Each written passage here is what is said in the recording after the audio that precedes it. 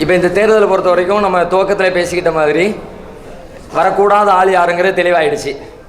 ஏன்னா நம்மளை பல அரசியல் கட்சிகள் வந்து அணுகுனாங்க, சந்திக்கணும்னு சொல்லி சொன்னாங்க.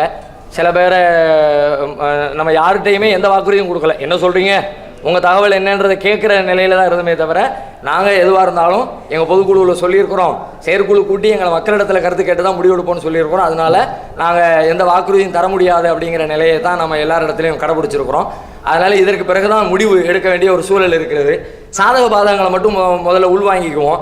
என்ன மாதிரியான சூழல், அரசியல் சூழல் இருக்கிறது அப்படின்னு சொல்லி பார்த்தோம்னா, அதை விட்டா ரெண்டு எல்லாருக்குமே தெரிஞ்ச செய்தி தான்.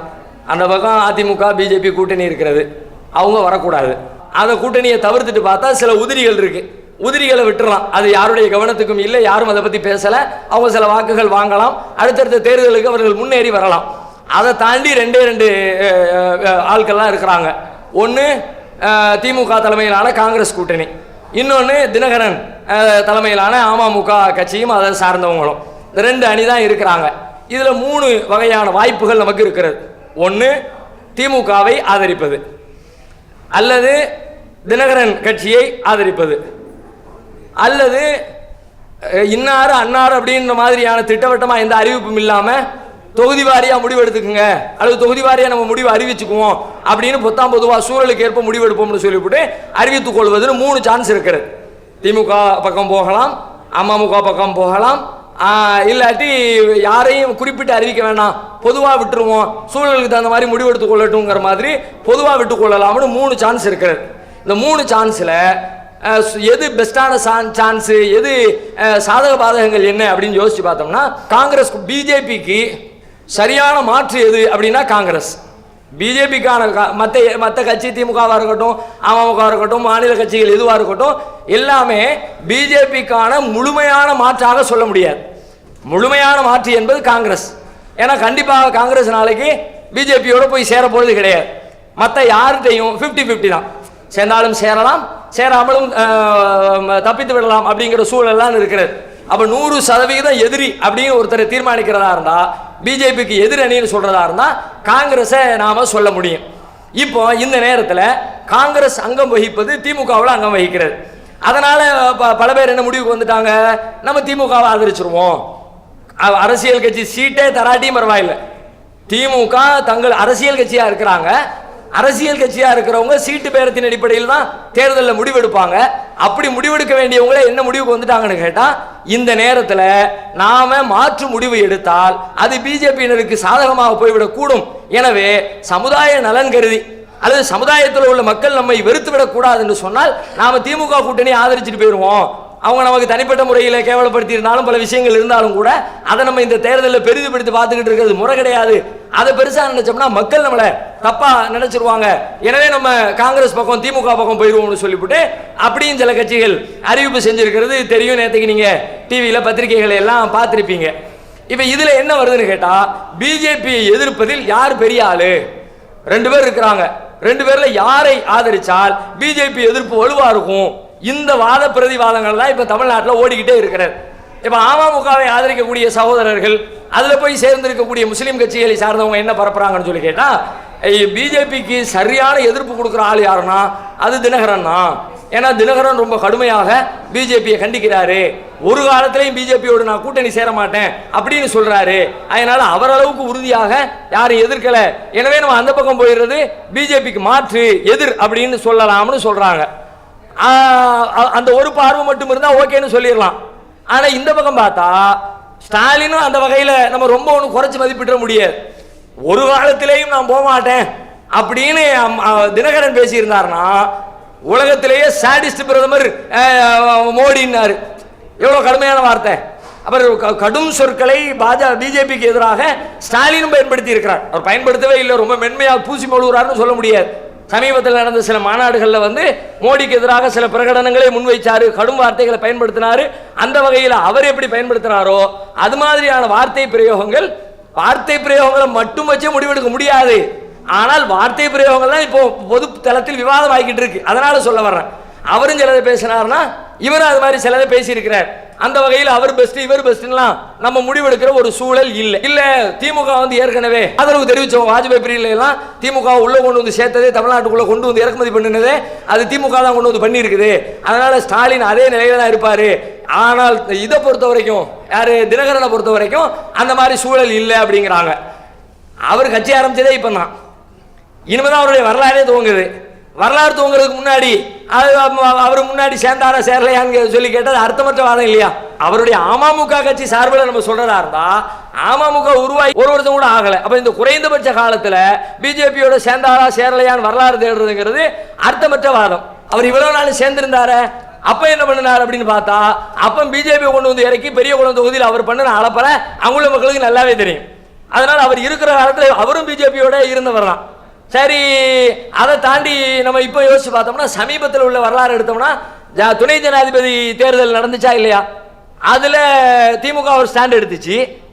தினகரன் இவர் என்ன ஸ்டாண்ட் எடுத்தாரு? பிஜேபிக்கு ஆதரவான ஸ்டாண்ட் தான் எடுத்தாரு. நீண்ட நாட்கள் ஆகல, சில மாதங்கள் தான் இருக்கிறார். அப்ப சில மாதங்களுக்கு முன்னாடி கூட பிஜேபி ஆதரவுன்னு சொல்லி இருக்கிறார். அப்ப இப்பொழுது அவர் சொன்ன வார்த்தையை எந்த வகையில் வைக்கிறது? எந்த வகையிலும் வைக்க முடியாது. நம்ம குறைச்சும் மதிப்பிட வேண்டாம், 100% நம்பவும் கொள்ள முடியாது. ரெண்டுக்கும் இடைப்பட்ட நிலையில 50-50 தான். அதை இவரை பார்த்தாலும் அப்படிதான் இருக்கிறது, அவரை பார்த்தாலும் அப்படிதான் இருக்குது. அப்படிங்கிற ஒரு நிலை தான் ரெண்டு பேரோட ஒப்பிடுகிற பொழுது இருக்கிறது. இப்போ இதை தாண்டி இப்ப தேர்தல் காலத்துக்குள்ள ஓட்டு அதுக்குள்ள வருவோம். இவரையும் ஆதரிச்சுக்கலாம் அவரையும் ஆதரிச்சுக்கலாம் அப்படின்ற ஒரு முடிவுக்கு ரெண்டு பேரும் பேலன்ஸா இருக்கிறாங்க பிஜேபி எதிர்ப்புல. எனவே ரெண்டு பேரையும் வைத்துக் கொள்ளலாம் என்ற முடிவோடு ஓட்டுக்குள்ள நம்ம வந்து நுழைஞ்சு ஓட்டு கணக்க பார்க்க ஆரம்பிச்சோம்னா, ரெண்டு பேரையும் ஆதரிக்கிறது அல்லது சில தொகுதிகளில் இவங்க சில தொகுதியில் அவங்க என்று எடுக்கிற முடிவு அறிவார்ந்த முடிவா இருக்க முடியாது என்பதை அந்த ஓட்டு எண்ணிக்கை நமக்கு சொல்லும். ஓட்டுடைய நிலவரம் எப்படி இருக்குது அப்படின்னு பார்த்தா, பெரும்பாலான இடங்களில் நாம் அறிந்த வரைக்கும், இன்னும் அவங்க வேட்பாளர்களை அறிவிச்சாங்கன்னா இன்னும் துல்லியமாக நமக்கு தெரியலாம். பெரும்பாலான இடங்களில் நாம் அறிந்த வரைக்குமே அதிகபட்ச வாய்ப்பு, வெற்றி வாய்ப்பு யாருக்கு இருக்கிறது அப்படின்னு சொல்லி பார்த்தா, திமுகவுக்கு தான் அதிகபட்ச வெற்றி வாய்ப்பு இருக்கிறது. அமமுகவை பொறுத்த வரைக்கும் அவர்கள் ஒரு பலமான சக்தியாக அறியப்பட்டாலும் எப்படி அறியப்படுறாங்க? அவருக்கான வாக்கு என்ன அப்படின்னா, ஆர்கே நகர் தொகுதியை வைத்துக்கொண்டு அவருடைய வாக்கை தீர்மானிக்க முடியாது. அது ஒரு சிங்கிள் மட்டுமில்லை, அது ஒரு இடைத்தேர்தல். இடைத்தேர்தல் மட்டுமில்ல, அவர்கள் மீது அதிமுகவின் மீது வெறுப்பில் இருந்த ஒரு கடுமையான நேரத்தில் நடைபெற்ற தேர்தல். அதை வச்சுக்கிட்டு ஒரு முடிவுக்கு வர முடியாது. இவருக்கு இருக்கிற வாக்கு எல்லாமே எந்த வாக்குன்னு கேட்டா, அதிமுகவில் இருந்து பிரிய போகிற வாக்கு தான். இவருக்குன்னு கான்ஸ்டன்டா எந்த வாக்குகளும் இல்லை. உறுதியாக இத்தனை % இவருக்கு வாக்கு கிடைக்கும்னு சொல்லவும் முடியாது. அங்கிருந்து பிரியும். அவங்களுக்கு ஆல்ரெடி ஒரு குறிப்பிட்ட அளவில் அதிமுகவுக்கு இருக்கணும், அதுல கொஞ்சத்தை பிரிப்பார். அது 50% பிரிப்பாரா, 30% பிரிப்பாரா, 20% பிரிப்பாரா, எவ்வளவு பிரிப்பாருன்னு தெரியாது. அவங்களுடைய கணக்கே என்னன்னு கேட்டா, நாம் அறிந்த வரைக்கும் இந்த தேர்தலில் வெற்றி பெற்று பாராளுமன்றத்தை அலங்கரிக்க வேண்டும் என்பது அவர்களுடைய நோக்கமாகவே இல்லை. அவங்களுடைய இப்போதைய திட்டம் என்னன்னு கேட்டா, இப்போ அதிக வாக்குகளை வாங்கணும், நிறைய ஓட்டுகளை வாங்கிடணும். நிறைய ஓட்டுகளை வாங்கி இத்தனை % ஓட்டு இருக்குன்னு அடுத்த தேர்தலில் நமக்கான சட்டமன்ற தேர்தலில் நமக்கான இடத்தை உறுதி செய்யணும். சட்டமன்ற தேர்தல் அவங்களுக்கான இலக்கு. இந்த தேர்தலை பொறுத்த வரைக்கும் இருக்கிறத முடிஞ்ச வரைக்கும் நான் அதிக வாக்கு வாங்கிட்டேன் அப்படின்னு காட்டுவதற்காகத்தான் அவர்கள் களத்திலே நின்று கொண்டிருக்கிறார்கள். அப்ப இந்த மாதிரியான ஒரு சூழலில் ஒரு பக்கத்தில் திமுக காங்கிரஸ் அணிக்கு வெற்றி வாய்ப்புகள் அதிகம் இருக்கிறது என்று மக்களிடத்தில் கருத்துக்கள் வருகிறது. 1-2 விதிவிலக்கு இருக்கலாம், விதிவிலக்குகளை தனியா பரிசீலனை பண்ணிக்கலாம். விதிவிலக்குகளை தவிர்த்து விட்டு பெருவாரியாக பார்த்தால் திமுக காங்கிரஸ் கூட்டணி பிஜேபிக்கு மாற்றான ஒரு கூட்டணியாக இருக்க வாய்ப்பு இருக்கிறது. இந்த நேரத்தில் திமுகவுக்கு நாம் வாக்களித்தால் அந்த வாக்குகள் மெஜாரிட்டியாக திமுகவை வெற்றி பெற வைக்க வாய்ப்பு இருக்கிறது. அமமுகவும் எதிர்ப்பு தானே சொல்லிவிட்டு அமமுகவுக்கு நம்முடைய வாக்குகளை செலுத்துவோம் அப்படின்னு நாம முடிவெடுத்தால் அந்த வாக்குகள் எதிரியை ஜெயிக்க வைப்பதற்கு நம்ம ரெண்டு பேரும் ஓட்டை பிரிச்சுக்கிட்டு மூணாவதா இருக்கிறவன் 20 ஓட்டு 30 ஓட்டு வாங்கி பிஜேபி ஜெயிச்சிருவான். அப்ப நம்ம ஓட்டு எல்லாமே பெரும்பாலான மக்கள் அந்த பக்கம் போறாங்கன்னா நம்மளும் இப்ப அந்த பக்கம் தான் போகணும். அதிகமான மக்கள் எந்த பக்கம் போறாங்கன்னு பார்க்கணும் இப்போ. ஏன்னா நம்ம ஓட்டு 100% வெற்றியை தீர்மானிக்காது. எந்த பக்கம் நம்ம ஓட்டு சாயுதோ அந்த பக்கம் வெற்றி. நம்மளே நின்று ஜெயிக்க போறது இல்லை, நம்ம ஓட்டிலே யாரும் ஜெயிச்சிட போறது இல்லை. எப்ப ஜெயிப்பு? நம்ம ஓட்டு யாருக்கு சேருதோ அவங்க ஜெயிப்பாங்க. அப்படின்ற பட்சத்தில் அதிகமான மக்கள் பிஜேபிக்கு எதிராக எந்த பக்கம் இருக்கிறாங்களோ அவங்களுக்கு கை தூக்கி விடுற மாதிரி நம்ம ஓட்டை போட்டோம்னா அவங்க ஜெயிச்சிருவாங்க. அங்க போக வேண்டிய ஓட்டை நம்ம திருப்பி இந்த பக்கம் விட்டு இவரே என்னன்னு பார்த்துருவோமேனு விட்டோம்னா அவர்களுடைய வெற்றி வாய்ப்பு அளவு குறையும்.